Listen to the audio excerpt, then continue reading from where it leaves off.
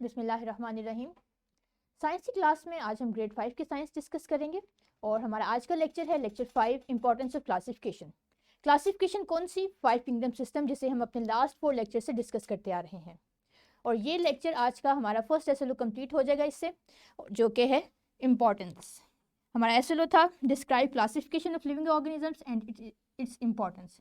Last lectures में हमने classification के बारे में पढ़ा और आज हम इसकी इंपॉर्टेंस देखेंगे। अपना प्रॉपर लेसन स्टार्ट करने से पहले आपको बताती चलूँ कि इस लेक्चर के साथ हमारा लेसन प्लान भी अटैच है, जो इसकी डिस्क्रिप्शन में आपको मिल जाएगा। चलिए प्रॉपर लेक्चर स्टार्ट करने से पहले एक रिकैप करते हैं छोटा सा। आपके सामने एक ये टेबल आ रहा है, इस टेबल को गौर से देखिए। आपकी टीचर इस टेबल की कॉपीज़, अटैच्ड कॉपीज़ आपको प्रोवाइड कर देंगी हर स्टूडेंट को। आपने क्या करना है कि इस टेबल को पढ़ते हुए जो ब्लैंक स्पेसेस हैं, जो कि 1, 2, 3, 4 एंड 5, ये ब्लैंक स्पेसेस आपके पास हैं। आपने इन स्पेसेस को फिल करना है। इन स्पेसेस को फिल करने से आपके पास 5 किंगडम का पूरा एक रिकैप चार्ट की सूरत में आ जाएगा। यानी मैं आपको थोड़ा सा समझाती चलूँ कि टोटल ऑर्गेनिज्म 2 तरह के हैं, एक प्रोकैरियोटिक है और एक यूकैरियोटिक है। अब प्रोकैरियोटिक ऑर्गेनिज्म किस किंगडम में आता है वो आपने लिखना है। अब यूकैरियोटिक की भी 2 कैटेगरीज हैं। यूकैरियोटिक ऑर्गेनिजम्स कुछ यूनिसेलुलर हैं, कुछ मल्टीसेलुलर हैं। तो जो यूकैरियोटिक ऑर्गेनिजम्स यूनिसेलुलर हैं, आपने उनका किंगडम भी लिखना है, ये नंबर 2 है। फिर इसी तरह मल्टीसेलुलर ऑर्गेनिजम्स भी 2 टाइप्स के हैं, एक सेल वॉल के साथ और जिनके सेल में सेल वॉल नहीं है। तो जिनके सेल में सेल वॉल नहीं है, आपने उनको उसका किंगडम भी बयान करना है। नंबर 4 पे आ जाएं तो सेल वॉल की भी 2 कैटेगरीज हैं। सेल वॉल ऐसे ऑर्गेनिज्म जिनमें सेल वॉल प्रेजेंट है, वो 2 तरह के हैं, फोटोट्रॉपिक और हेटरोट्रॉपिक। अब जो फोटोट्रॉपिक हैं उनका किंगडम क्या है और हेटरोट्रॉपिक एनिमल्स का किंगडम क्या है, यह आपने जल्दी से लिखना है। आपके पास इस काम के लिए 5 मिनट्स हैं, जल्दी से इसे कंप्लीट कीजिए और फिर हम वापस अपना लेक्चर स्टार्ट करेंगे। तो चलिए, मुझे उम्मीद है कि आप सब ने अपना अच्छा सा फिलअप किया होगा। एक दफ़ा क्विक से इसको डिस्कस कर लेते हैं क्या, और अपना चेक कीजिए कि आपने इसे ठीक से फिल किया है या नहीं। तो जो ऑर्गेनिजम्स प्रोकैरियोटिक थे उनका किंगडम था मोनेरा। जो ऑर्गेनिज्म यूनिसेलुलर यूकैरियोटिक थे वो प्रोटिस्टा थे। फिर जो सेल वॉल के साथ थे वो एनिमेलिया थे। और फिर सेल वॉल के साथ जो ऑर्गेनिजम्स फोटोट्रॉफिक थे वो प्लांटी, और फिर हेटरोट्रॉफिक ऑर्गेनिजम्स फंजाई थे। सो ये थी एक की 5 किंगडम सिस्टम की, एक कंप्लीट की। इस की के थ्रू आपने देखा कि तमाम ऑर्गेनिजम्स इजीली क्लासीफाई हो गए। अब ये तो था हमारे पास एक सिस्टम, 5 किंगडम सिस्टम। एक सिस्टम आप पहले भी पढ़ चुके हैं जिसमें ऑर्गेनिजम्स को 2 किंगडम में क्लासीफाई किया गया है। और उन 2 किंगडम्स की कैरेक्टरिस्टिक क्या थी कि पहले किंगडम में ऑटोट्रॉफिक और नॉन मोटाइल ऑर्गेनिजम्स थे और दूसरे में हेटरोट्रॉफिक और मोटाइल। यानी पहला किंगडम प्लांट्स का था और दूसरा किंगडम एनिमल्स का था। अब क्वेश्चन ये है कि इन दोनों में से कौन सा सिस्टम ज़्यादा बेहतर है? क्या 2 किंगडम सिस्टम ज़्यादा बेहतर है या 5 किंगडम सिस्टम ज़्यादा बेहतर है? या इसको इस तरह से भी देख लेते हैं कि 2 किंगडम सिस्टम के होते हुए 5 किंगडम सिस्टम क्लासिफिकेशन की ज़रूरत क्यों पेश आई?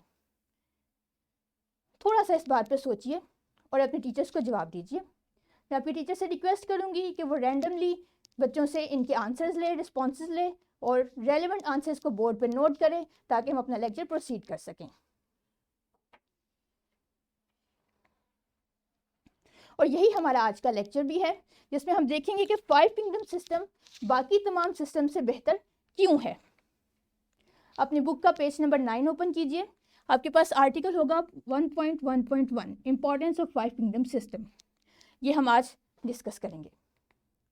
तो 5 किंगडम सिस्टम बाकी तमाम सिस्टम से बेहतर होने की वजह क्या है, या इसका बेहतर फीचर, सेलिएंट फीचर सबसे पहला क्या है कि इसने तमाम ऑर्गेनिजम्स को ग्रुप कर दिया। जितने भी ऑर्गेनिजम्स थे उसने इन तमाम को किसी न किसी ग्रुप में, किसी न किसी किंगडम की शक्ल में प्लेस कर दिया। तो इस ब्रीफ कंपैरिजन देखिए, प्लांट्स और एनिमल्स, ये 2 किंगडम सिस्टम था और ये 5 किंगडम्स हैं। इन 2 किंगडम्स में सिर्फ प्लांट्स हैं और एनिमल्स हैं। इन दोनों किंगडम्स में माइक्रो ऑर्गेनिजम्स की कहीं कोई प्लेसमेंट नहीं है। यानी हमारे पास कुछ ऐसे ऑर्गेनिजम्स भी तो हैं जो प्लांट, ना तो प्लांट्स हैं और ना ही एनिमल्स, लेकिन 2 किंगडम्स ने उन्हें क्लासीफाई नहीं किया।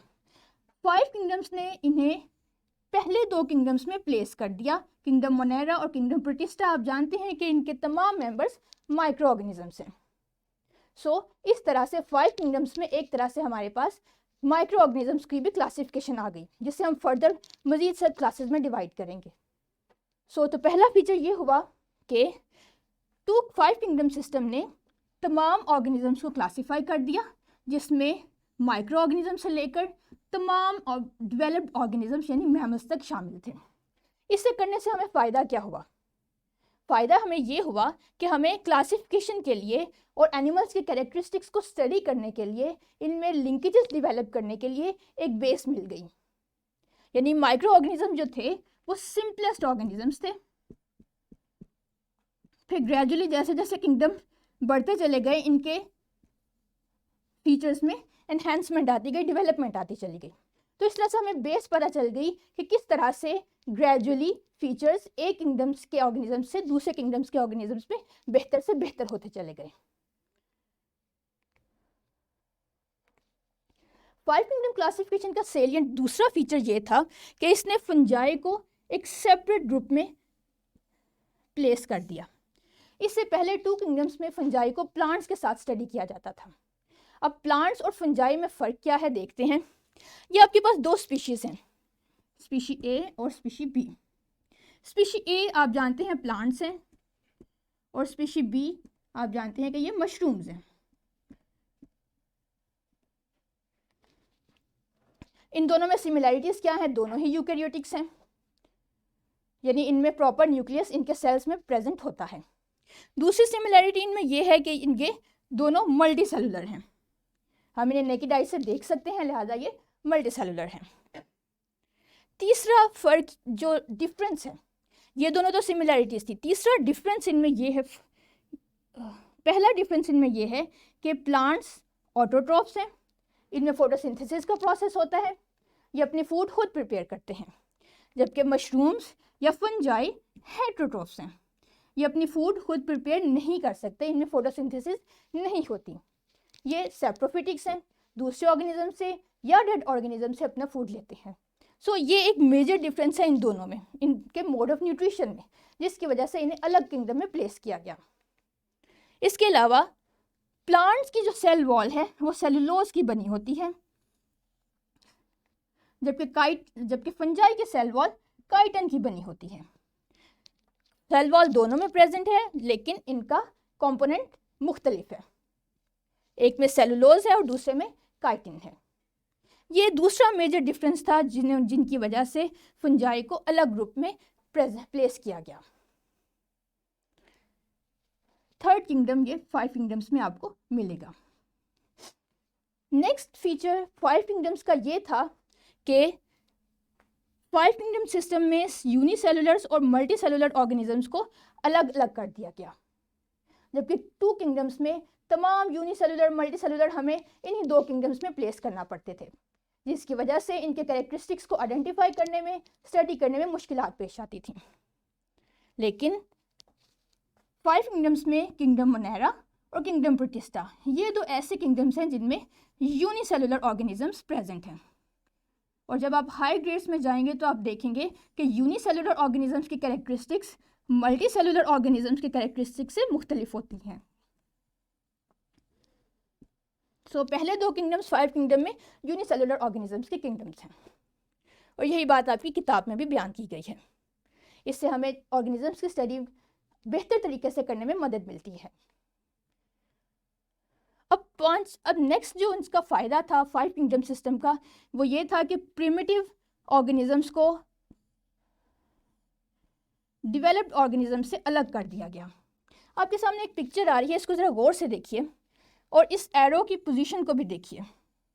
ये एरो कॉम्प्लेक्सिटी को जाहिर करता है, complexity in sense of development of features.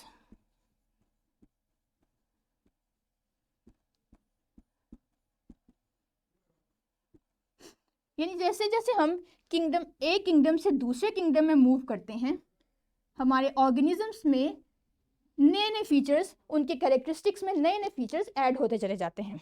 Kingdom Monera simplest feature है, सिंपलेस्ट किंगडम है। इसके तमाम मेंबर्स में ना तो प्रॉपर ऑर्गन्स प्रेजेंट हैं, ना कोई प्रॉपर सिस्टम प्रेजेंट है। जैसे ही हम प्रोटिस्टा में मूव करते हैं तो आपने देखा कि ये प्रोकैरियोटिक से यूकैरियोटिक में चेंज हो गए। फिर इसके बाद फंजाई, देन प्लांटी और फिर एनिमेलिया।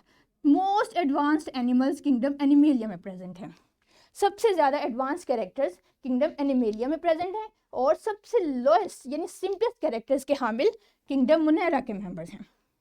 सो इस तरह हमें यह भी पता चल गया कि ऑर्गेनिजम्स में कैरेक्टर्स फीचर्स कैसे डेवलप होते हैं। ये तो था हमारा आज का लेसन। एक दफ़ा इसे क्विक रैप अप कर लेते हैं, सम अप करते हैं। अभी हमने पढ़ा कि पहला सेलिएंट फीचर या पहला जो इसका फीचर था वो ये था कि तमाम ऑर्गेनिजम्स को ग्रुप अप कर दिया गया। सेकेंडली, फंजाई को सेपरेट किंगडम में प्लेस कर दिया गया। फिर यूनिसेलुलर ऑर्गेनिजम्स को मल्टीसेलुलर ऑर्गेनिजम्स में प्लेस कर दिया गया। और फिर प्रिमिटिव ऑर्गेनिजम्स को डेवलप्ड ऑर्गेनिज्म से अलग कर दिया गया। और इस सब का फ़ायदा ये हुआ कि हमें ऑर्गेनिजम्स को बेहतर तरीके से स्टडी करने में मदद मिली। हमने इन्हें बेहतर तरीके से स्टडी किया और फर्दर अटैम्प्ट्स की गई इनको क्लासिफिकेशन की। यानी 5 किंगडम सिस्टम वो पहला सिस्टम था जिसने ऑर्गेनिजम्स को फर्दर क्लासीफाई करने के लिए एक बेस प्रोवाइड कर दी। जैसे ही आप हाई ग्रेड्स में जाएंगे आप देखेंगे कि हर किंगडम सब क्लासेस में, फाइलम में, ऑर्डर, क्लास, फैमिली यानी सब ग्रुप्स में मज़ीद क्लासीफाई होता चला गया। सो आपने देखा कि 5 किंगडम सिस्टम हमारे लिए किस कदर इंपॉर्टेंट है ऑर्गेनिज्म की क्लासिफिकेशन के लिए। आप खुद भी इस 5 किंगडम सिस्टम को अपने इर्द गिर्द पाए जाने वाले ऑर्गेनिज्म की क्लासिफिकेशन के लिए इस्तेमाल कर सकते हैं। और चलिए यही करने का टाइम आ गया है। अब आपका एक वर्कशीट आपके सामने है, आपकी टीचर ये वर्कशीट आपको प्रोवाइड करेंगी। आपने इस वर्कशीट को पढ़ना है और इसको सॉल्व करना है गिवन टाइम में, और आपका टाइम है 5 मिनट्स का।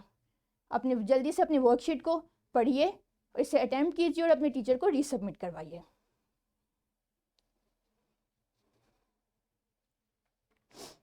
Very good.